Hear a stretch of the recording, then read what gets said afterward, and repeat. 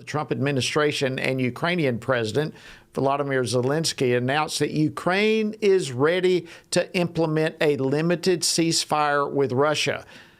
That's amazing. And of course, it comes right on the heels of the conversation that President Trump had yesterday with Russian President Vladimir Putin.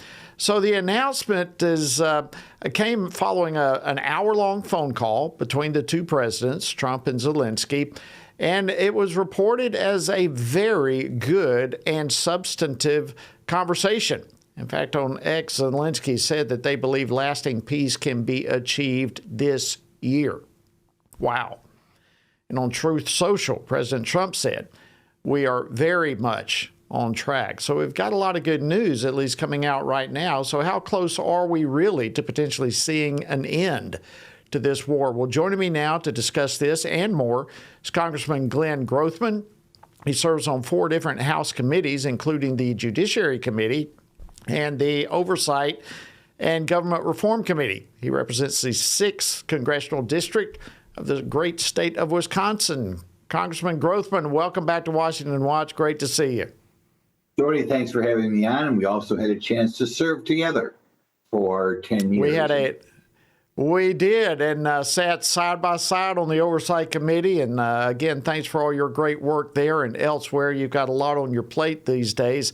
Let's start with what's happening right now. Secretary of State Rubio and National Security Advisor Mike Waltz are planning, as I understand, to go to Saudi Arabia on Sunday to discuss the details of the agreement here that we're talking about. So what more can you tell us? What do we know so far about this agreement?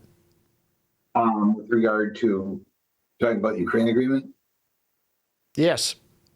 Yep. Well, I will say this. We don't know how close we are to an agreement where the agreement will stick. After all, we're dealing with Vladimir Putin, who doesn't have a reputation for being, the most integrity. Nevertheless, it's refreshing to see a president who is trying to end this war. I was in Congress for the first 3 years of the war, and whenever we met with President Biden's officials, I always asked them, what is the plan for ending this? And they never had a plan at all. They just kept sending more money over there, and worse, watching as more and more Russian and Ukrainian troops died, and they didn't apparently care. And so now we have a president who's a little more of a humanitarian, conscious of the fact that Russia's a nuclear power, conscious of the fact that now we have a country, North Korea, involved in this war, and therefore is much more anxious to end things. We've had over 50,000 Ukrainian troops die. We've had, it's hard to get exact numbers, but probably over 100,000 Russian troops die, maybe well over 100,000. And it's time to end this war before things get any worse. And at least we have President Trump trying, and it'd be great if we could wrap this thing up in the next couple of months. I want to point out, like many European countries, we're dealing with 2 countries that have a shortage of young people. Ukraine has the 2nd lowest birth rate of any country of size in the world. The only country with a lower birth rate is South Korea. So we certainly don't want Ukraine to lose any more of its young people. And of course, Russia also is a country that in the relatively recent past was even trying to get Germans to move to Russia because they had such a shortage of people. So, hopefully this will work out. We don't know, but like I said, you'd figure at a time when Europe's biggest problem is having some more young people, it should be easier to wrap up this war. Yeah, and it's a very good point there. And also your point of trust, kind of where we are with Putin and with Russia. Can they be trusted? I think that's a valid argument. Of course, Zelensky came out. In fact, he posted on X that he thought the meeting with Trump was great and all that sort of stuff, that they are moving potentially towards a peace agreement. But Zelensky also noted that there was a barrage of drone attacks last night. So I think you're onto something. Is there some sort of kind of tightrope walking that's going on here verbally, you think? Well, right. I think the difficult thing for President Trump is to find a way in which we can have some certainty, maybe a demilitarized zone or something there, somewhere in which you can get third-party countries involved there so we can protect against future Russian invasions. Because the tough thing is, Russia's stated reason for getting involved in the first place, you got to remember, is they did not want to have NATO involved with Ukraine. And now we're saying to end the war, we need a third country or fourth country, have their troops in there.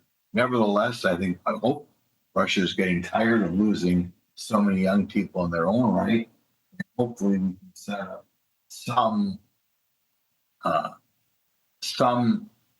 group of troops between the countries to enforce an armistice here.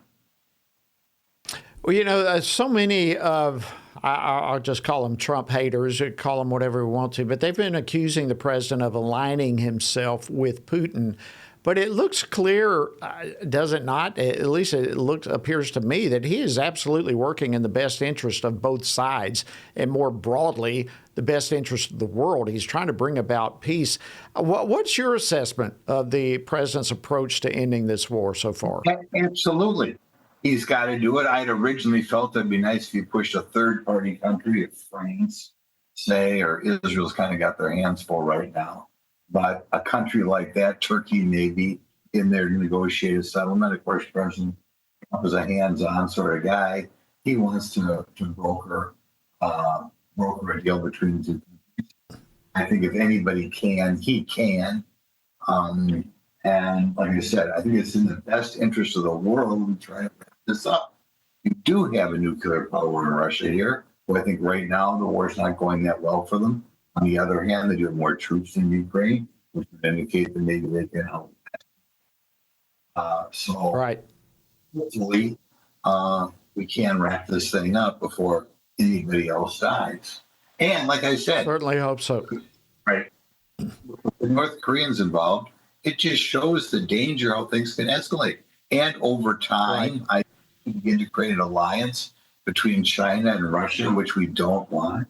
For 50 years in this country, ever since Nixon went to China, the goal was to not have Russia and China against the United States. And under Joe Biden's incompetent policy, that's what we were working towards. Yep.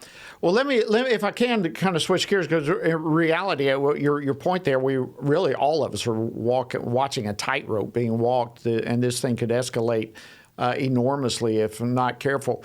But if I can switch gears for you, you're a member of the Judiciary Committee. There's been a lot of accusations thrown out against activist judges who have been blocking policies of the Trump administration, from transgender issues to attempts to dismantle USAID, the Venezuelan gangs, and so forth. What's your take on these judicial rulings? We've got less than a minute. Barack Obama and Joe Biden are gone from the White House, but their judges continue on. It's very frustrating. They're reaching outlandish decisions.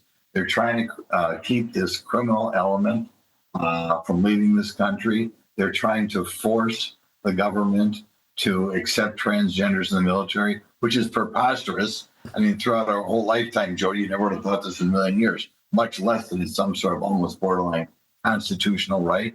So the most important thing I can say over time is judges, is they appoint the judiciary. And even though we've kicked Obama's left, Biden's handpicked successors left, they still have so much influence, particularly when you can go around the country and pick your judge or pick your forum, almost guaranteed. We're going to have to end it right there. We're going to have to end it there. Congressman Glenn Grothman, thank you so much for joining us on Washington Watch.